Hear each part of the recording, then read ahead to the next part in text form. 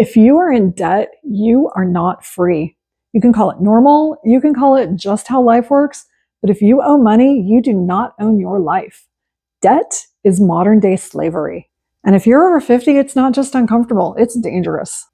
6 years ago, my husband and I owned money on everything: cars, house, motorcycle, camper. Every single month, the banks got paid first and we got what was left. Then I got laid off at 54.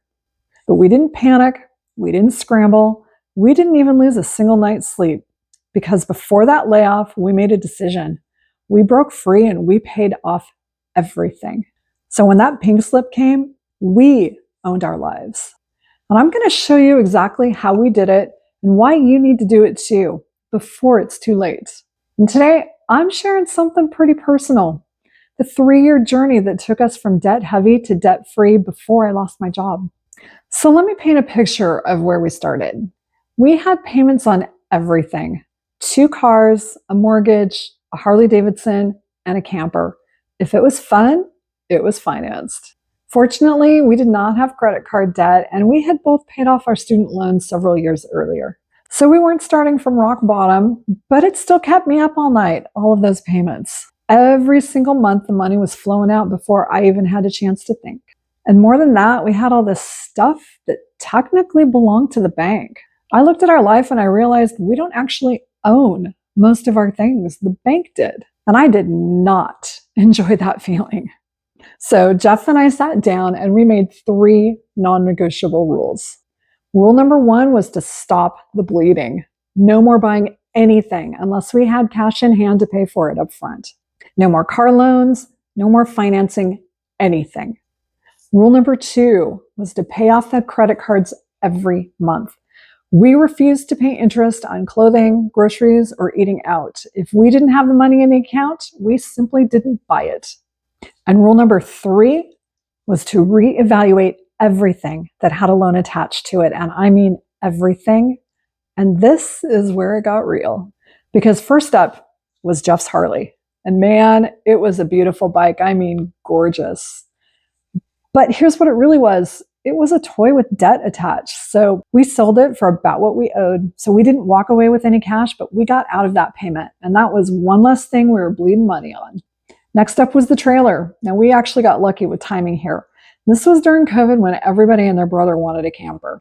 We were able to sell it and walk away with a few $1,000s cash. And we took that money, added a little bit from savings, and paid off Jeff's truck.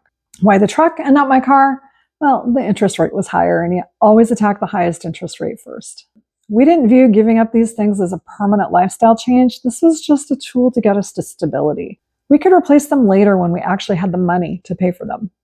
Then came the plot twist. We moved across the country from an inexpensive state to a much more expensive one. Why? Because that's where all my family lives. Moving to a higher cost of living area while we're trying to get out of debt looked like insanity. But in my gut, I knew I needed to be closer to family. I had been away for 15 years, and honestly, I was tired of missing funerals because I couldn't get there. But here's where it gets good. In this more expensive region, I found a job paying 50% more than what I had been making. 50%.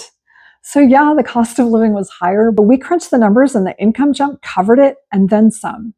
So that decision, it actually turned out to be a really good move for us. So we sold our house and we used some of those proceeds to pay off my car completely. And in that one instant, no more car payments. The rest of the equity we put into a high yield savings account while we figured out what our next move was. But we did not inflate our lifestyle to match that pay increase. We actually moved into the tiniest, cheapest little apartment we could find right above a loud pizza place. Was it glamorous? Nope. Did it smell like marijuana at 2 a.m? Yeah. Was it about $500 a month more than our previous mortgage was? Yep, it was. But my pay increase was way more than that.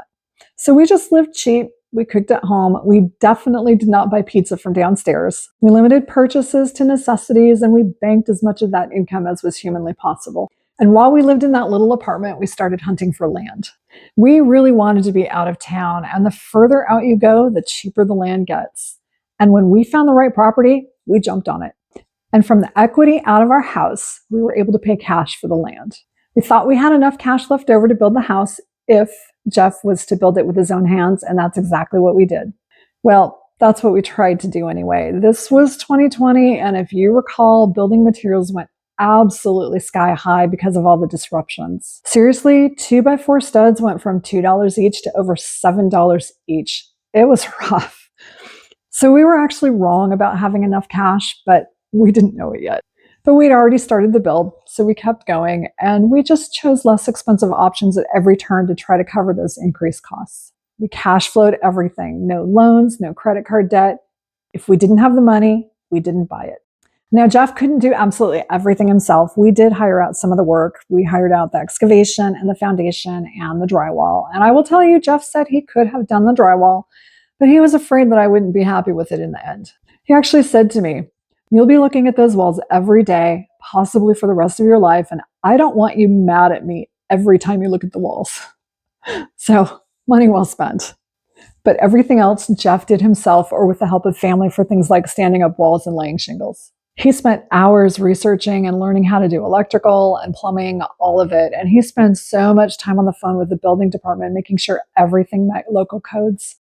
You know what we found? Building departments in rural communities tend to be way more helpful than they are in big cities. And then I picked up some contract work on the side. Really good pay, lasted a few months, and it added some buffer to our budget. And with that, we were able to pay cash for the entire house build. Is it the fanciest house? Nope. We've got standard 8-foot ceilings, not the 10-foot ceilings that I originally wanted. And my cabinets are pretty cheap. But you know what we do have? We have a paid-for home. And this stove, my one splurge. But even better, because Jeff built it himself, he knows every single inch of this place. When something needs repair, he knows exactly what to do. So where did that leave us? No credit card debt, no car loans, no mortgage, just freedom and peace of mind. And this freed us up to build savings and make intentional purchases for the things that we actually wanted.